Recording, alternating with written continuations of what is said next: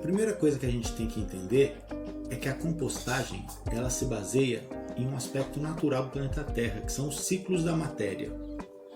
E ciclos da matéria eu tenho certeza que todo mundo aprendeu quando estava na escola, né? O ciclo da água, do carbono, do oxigênio, do nitrogênio.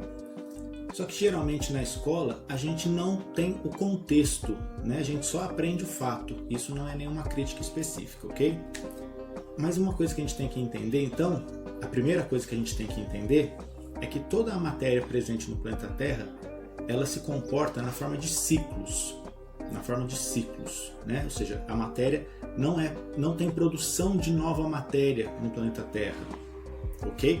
Toda a matéria que a gente usa, ela já está no planeta Terra desde a sua formação, há 4,5 bilhões de anos. E essa matéria, ela se comporta passando por compartimentos, que podem ser compartimentos biológicos, geológicos e químicos, que são ciclos biogeoquímicos. E nesses ciclos, os seres vivos desempenham um papel fundamental. Os seres vivos desempenham o que a gente chama de serviços ambientais, né? E a gente poderia aqui dar muitos exemplos, mas não é o momento agora. Então é só para a gente entender que os seres vivos eles desempenham um papel fundamental no ciclo da matéria, certo? Como exemplos de ciclos biogeoquímicos, nós temos aí o ciclo da água e o ciclo do carbono, que são os dois ciclos mais comuns a gente estudar na escola. O ciclo da água a gente conhece, né, sabendo que o grande reservatório de água do planeta são os oceanos, aí essa água evapora por ação do sol, formam as nuvens. Essas nuvens elas vão chover, entre aspas, aí, nos continentes, aí a água doce chega até o continente, vai abastecer o lençol freático, os rios, os seres vivos, e aí essa água depois ou ela evapora, volta para a atmosfera, ou ela cai no lençol freático, cai nos rios, esses rios vão de volta ao oceano, fechando assim o ciclo. Só um exemplo, bem sucinto, bem rápido. E a gente tem o ciclo do carbono também, que está super relevante, super importante no nosso momento atual, né, de mudanças climáticas, liberação de carbono, poluição, né?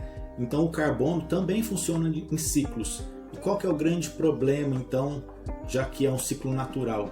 Que as nossas ações, as ações humanas, ou as ações também chamadas de ações antrópicas, elas estão desequilibrando os sistemas, os ciclos biogeoquímicos, com destaque aí para o ciclo do carbono e para o ciclo da água, né? Então as ações humanas elas estão interferindo negativamente nesses ciclos, causando desequilíbrios.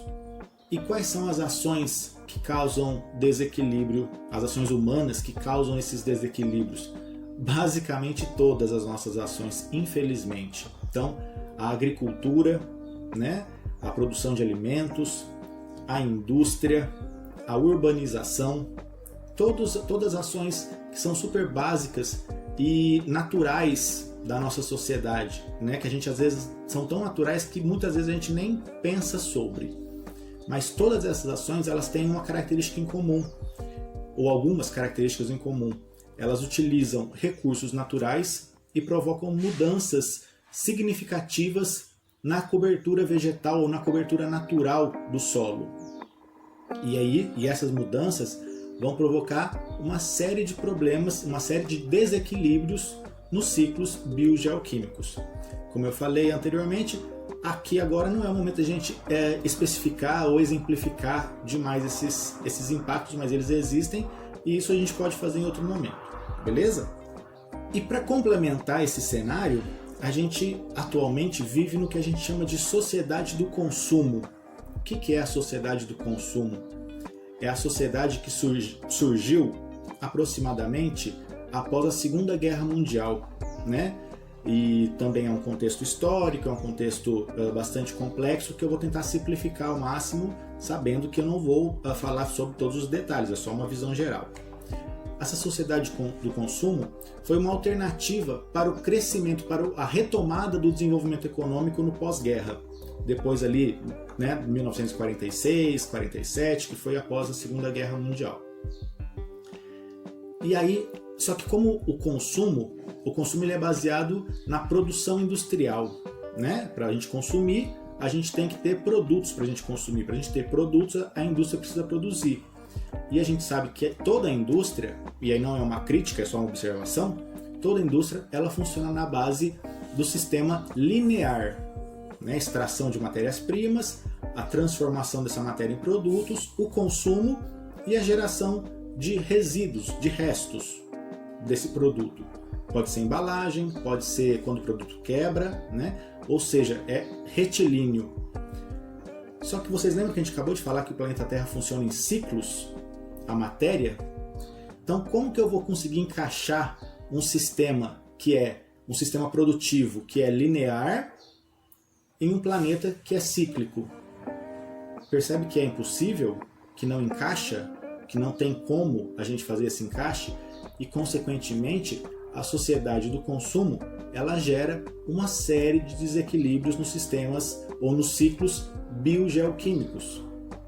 E aí algumas consequências desse consumo exagerado e importante consumir, a gente precisa se alimentar, a gente precisa beber água, a gente precisa de coisas para manter a nossa saúde, o nosso bem-estar. Isso não tem problema algum. O consumo ele é necessário para a nossa sobrevivência.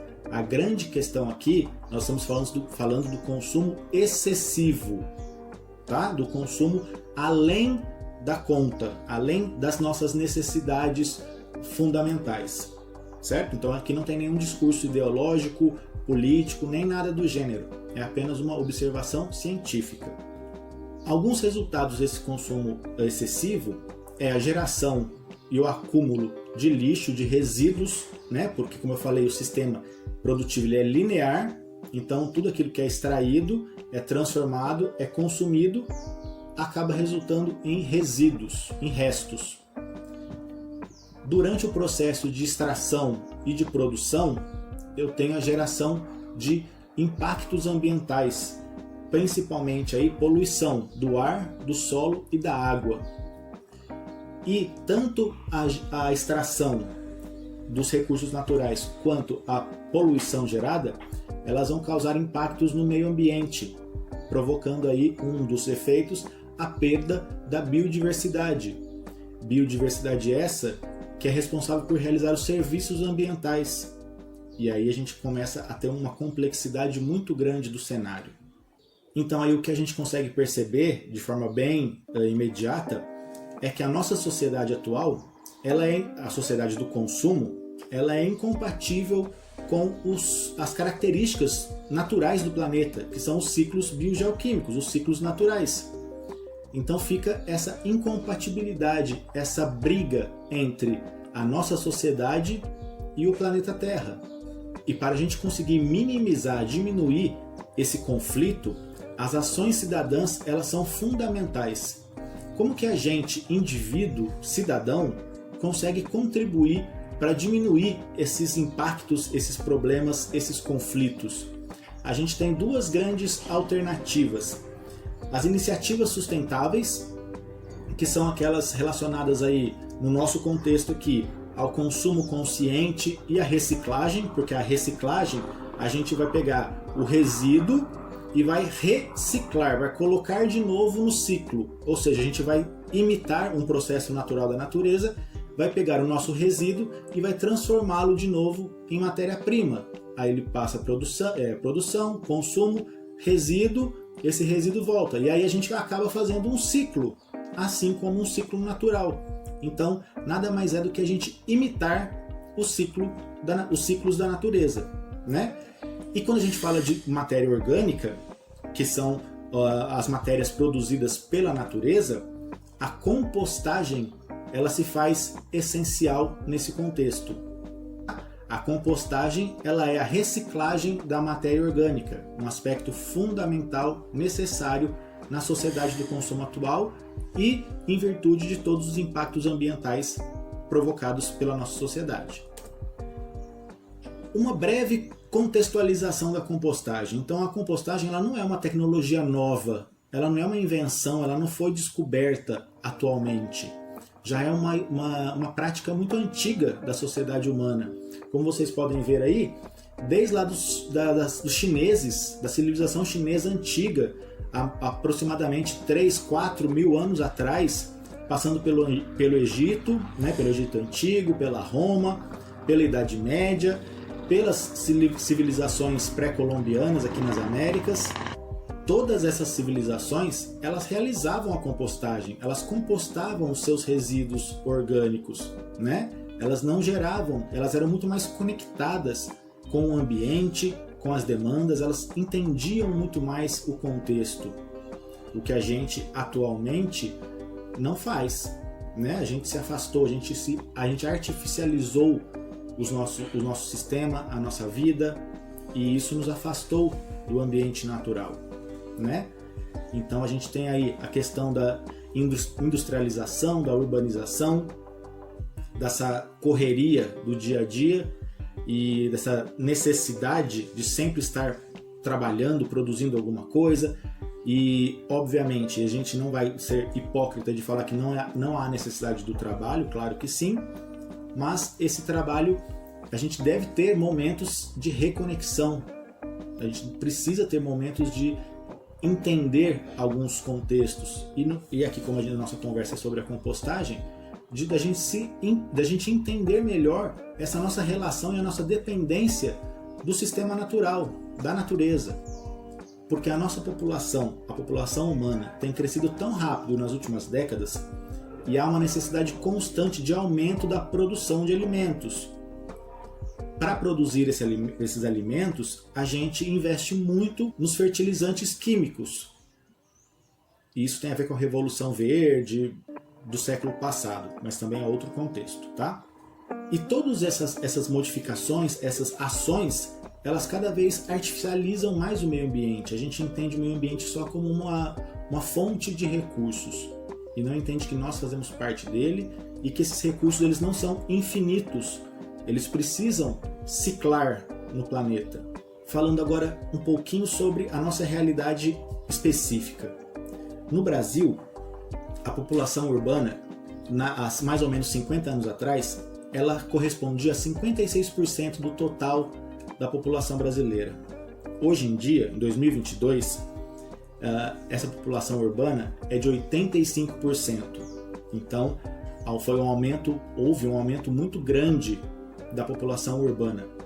E cada pessoa que mora nas cidades, e isso é uma estimativa, é claro, produz cerca de 1 kg de lixo por dia, 1 kg de resíduos por dia na sua casa. Esse resíduo é composto basicamente 50% de material reciclável e 50% de material orgânico. Em muitas cidades, já é fato que o material reciclável ele é coletado, seja pela prefeitura, seja pelos catadores, pelos coletores, que fazem um uso econômico desse recurso.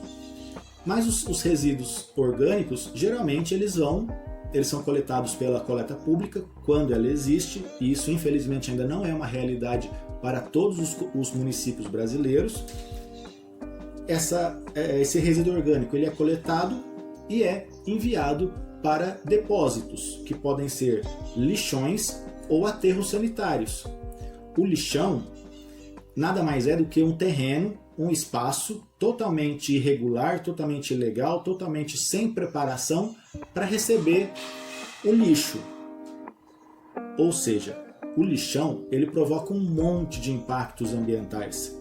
Poluição da água, poluição do solo, eliminação de gases. Então, uma prática extremamente danosa para a sociedade e para o meio ambiente. Já os aterros sanitários, eles têm todas essas características minimamente controladas. Então, um aterro sanitário é um terreno, é um local onde há todo um processo de engenharia que prepara esse terreno para que o resíduo, para que o lixo seja enterrado. Não é a coisa mais inteligente a se fazer, mas é a saída mais praticada no Brasil e a menos danosa em termos de prática corriqueira, de prática tradicional. Embora os aterros sanitários não sejam práticas totalmente corretas, o aterro sanitário é a opção menos danosa, porque existe um controle dos impactos ambientais. Mas existe uma outra maneira da gente diminuir ainda mais os problemas causados pelo nosso resíduo. E aqui a gente está falando do resíduo orgânico. O resíduo seco, que a gente chama, o resíduo reciclável, é óbvio que o destino mais indicado para ele é a reciclagem. E o resíduo orgânico, a gente deve fazer a compostagem, que é a reciclagem da matéria orgânica. E para fazer isso, a gente independe dos serviços públicos de coleta, porque existem muitas maneiras de a gente fazer isso individualmente na nossa casa. Mas antes da gente realizar ou adotar a compostagem, a gente precisa ressignificar o lixo. Aquilo que a gente chama de lixo não é lixo, é resíduo. E o resíduo é algo extremamente rico, capaz de a gente fazer muita coisa com ele. Então, é fundamental a gente fazer uma ressignificação do que a gente chama de lixo e entender como resíduo. Resíduo pode e deve ser reciclado. Ok? Grande abraço!